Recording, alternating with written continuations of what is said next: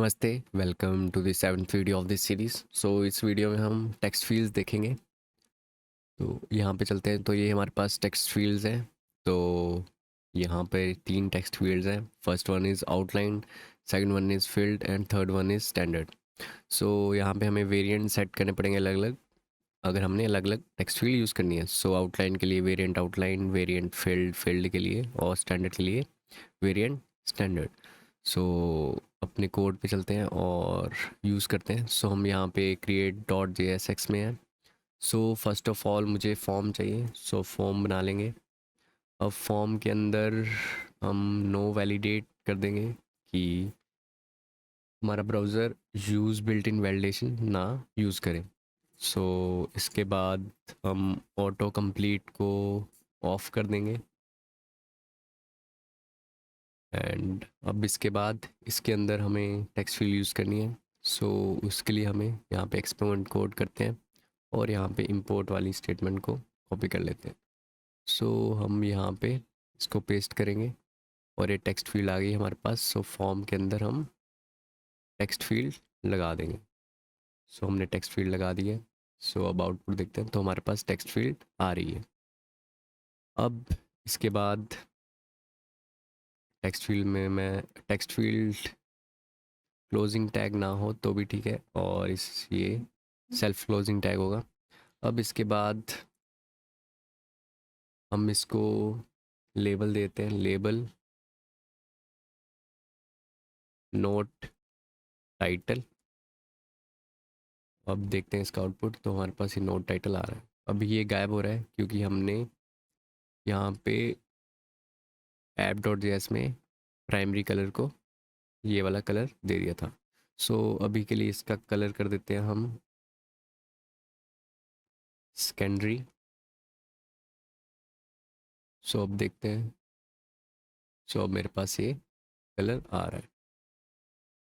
अब इसके बाद मुझे आउटलाइन चाहिए। Variant outlined. अब देखते हैं। मेरे पास ये आउटलाइन आ रहा है। अब इसके बाद मुझे ये फुल विड्थ में चाहिए। फुल विड्थ, तो ये पूरे पे आ रहा है अब।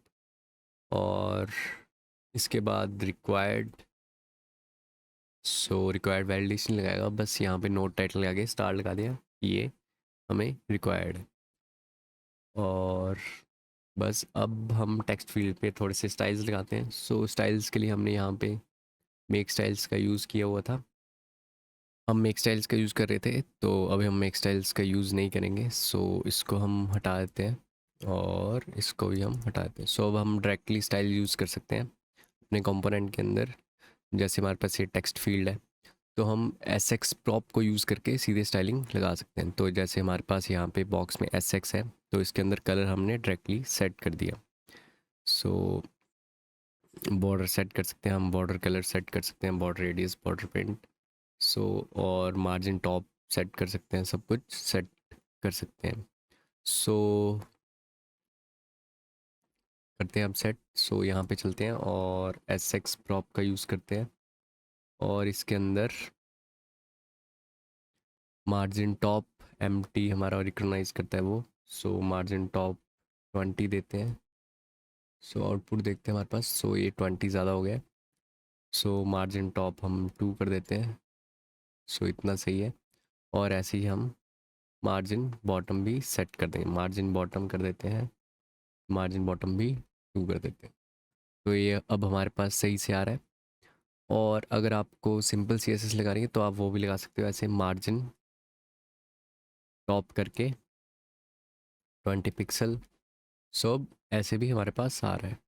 और ऐसे ही हम मार्जिन बॉटम भी कर सकते हैं 20 पिक्सल। अब ये हमारे पास तब भी ऐसे ही आ रहा है। तो हमारे पास ये आउटपुट दे रहा है ऐसे।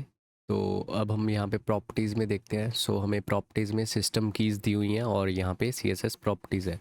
ये सारा कुछ दिया हुआ है। लाइन आइटम्स को हम ऐसे लिख सकते हैं। और ऐसे ही हमारे पास मार्जिन बॉटम के लिए मार्जिन बॉटम भी लिख सकते हैं और MB भी लिख सकते हैं, शॉर्ट फॉर्म में MB। और मार्जिन लेफ़्ट के लिए ML। ये सारा कुछ हमें प्रॉपर्टीज़ में दिया हुआ है। सो अभी हम शॉर्ट फॉर्म्स यूज़ करेंगे ताकि हमें पता लगता रहे कि हम शॉर्ट फॉर्म्स से हमारा कोड भी देखने में इजी लगेगा। So and one more thing कि जो हमारे यहाँ पे ये एम बी के आगे 1 2 3 है, तो 1 डिनोट करता है 8 को। यहाँ पे as the default theme spacing is 8 pixels this will result in the flowing C S S class. तो अगर हम 3 करते हैं तो वो 24 पिक्सल होता है, और अगर हम 2 करते हैं तो वो 16 पिक्सल्स होगा। तो अभी हम यहाँ पे एम टी 2 कर देते हैं, 16 पिक्सल हो जाएगा, और एम बी भी 2 कर देते हैं, तो ये हमारे पास 16 पिक्सल्स हो जाएगा। तो हमारे पास यहाँ पे ये सी एस एस लग चुकी है। अब हम यहाँ पे एक और टेक्स्ट फील्ड बनाते हैं। सो इसी को कॉपी करते हैं और इसी को यहाँ पे पेस्ट करते हैं, और इसमें मैं लेबल दे दूँगा इसका details end variant outline full width. और हमें ये मल्टी लाइन चाहिए, तो उसके लिए हम यहाँ पे मल्टी लाइन कर देंगे। कितनी रोज़ चाहिए? सो रोज़ के लिए रोज़ एंड 4 रोज़ चाहिए हमें, सो 4। सो अब देखते हैं। सो अभी हमारे पास सही से आ रहा है। तो अब हम यहाँ पे टेक्स्ट फील्ड में ऑन चेंज इवेंट लगाएंगे। सो यहाँ पे चलते हैं on change. So on change पे मैं सेव करवाना चाहूँगा डिटेल्स को, तो उसके लिए हम यूज़ स्टेट्स यूज़ करेंगे। सो यहाँ पे एक टाइटल के लिए यूज़ स्टेट बनाते हैं और एक डिटेल्स के लिए। So const title comma set title is equal to use state. So use state हमने जैसी टैब प्रेस की तो यहाँ पे अपने आप ही इंपोर्ट हो गया। सो इसके अंदर अभी एक एम्प्टी अरे, और ऐसे ही हम एक यूज स्टेट बनाते हैं डिटेल्स के लिए, और set details and is equal to use state, और इसमें भी एम्प्टी स्ट्रिंग। सो ये हमने यूज स्टेट बना लिया, तो अब हम इनको यहाँ पे यूज़ करेंगे।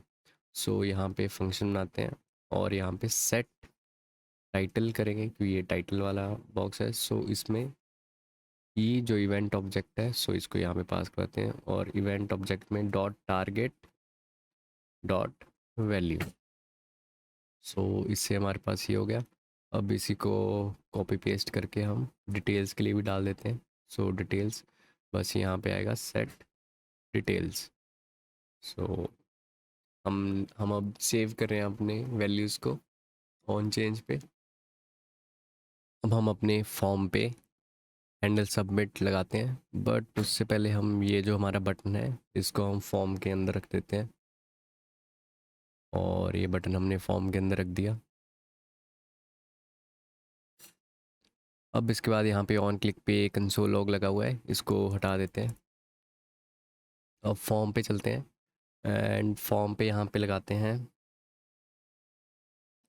On submit. ऑन सबमिट पे हैंडल सबमिट। सो ये हमने फंक्शन लगा दिया। सो इस फंक्शन को हम यहाँ पे बनाते हैं। सो const handle submit event object, and यहाँ पे हमने ये रख दिया। अब पहले प्रिवेंट डिफ़ॉल्ट कर देते हैं। सो ई डॉट प्रिवेंट डिफ़ॉल्ट। अब इसके बाद मैं चाहता हूँ जब हैंडल सबमिट पे क्लिक हो तो कंसोल में मेरे टाइटल और डिटेल्स प्रिंट हो जाए। सो उसके लिए हम क्या करेंगे, if title and details means ये एम्प्टी नहीं है, तब क्या हो, तब मेरे पास कंसोल डॉट लॉग में प्रिंट हो जाए टाइटल कॉमा डिटेल्स। सो अब इसको हम चला के देखते हैं। कंसोल ओपन कर लेते हैं अपना। सो इंस्पेक्ट एंड कंसोल। तो अब यहाँ पे कुछ लिखते हैं ABCD and EFGH। So submit पे क्लिक करते हैं तो हमारे पास ये ABCD EFGH आ रहा है हमारे पास। सो अब ये सही से आ रहा है। मैं क्या चाहता हूँ, अगर मैं ये डिटेल्स एम्प्टी छोड़ूँ तो मेरे पास ये प्रिंट नहीं हो रहा। सो मैं क्या चाहता हूँ कि जब ये एम्प्टी हो तो मेरे पास कुछ एरर शो हो। सो उसके लिए हम क्या करेंगे, उसके लिए हम टेक्स्ट फील्ड में चलते हैं और एरर इज इक्वल टू, अगर ट्रू हो मेरे पास तो ये रेड कलर का शो होगा। सो अब हम इसके लिए भी यूज स्टेट यूज़ कर सकते हैं। सो इसको हटाते हैं अभी के लिए और यहाँ पे इसको कॉपी पेस्ट कर लेते हैं और यहाँ पे टाइटल एरर कर देते हैं और यहाँ पे सेट टाइटल एरर, और ऐसे डिटेल्स के लिए भी details error and set details error. So पहले हम इसे फॉल्स रखते हैं, इसे भी फॉल्स रखते हैं। अब हम क्या करेंगे, यहाँ पे नीचे टाइटल एरर रख देते हैं, टाइटल एरर, एंड इसके नीचे एरर में डिटेल्स एरर। सो हमने ये कर दिया। अब हम यहाँ पे क्या चेक करेंगे, तो हम चेक करेंगे हमारे डिटेल्स और टाइटल एम्प्टी तो नहीं है। सो लिए हम क्या करेंगे, if title equal to empty string, so हम सेट टाइटल एरर को ट्रू कर देंगे और ऐसे ही इफ़ हमारे पास डिटेल्स एम्प्टी हैं, सो उसके लिए हम सेट डिटेल्स एरर को ट्रू कर देंगे। सो अब चेक करते हैं इसे। सो यहाँ पे चलते हैं और अगर हम क्लिक करें तो हमारे पास ये रेड हो रहा है, बट अगर हम फिर से क्लिक करें तो ये रेड ही हो रहा है। तो उसके लिए हमें यहाँ पे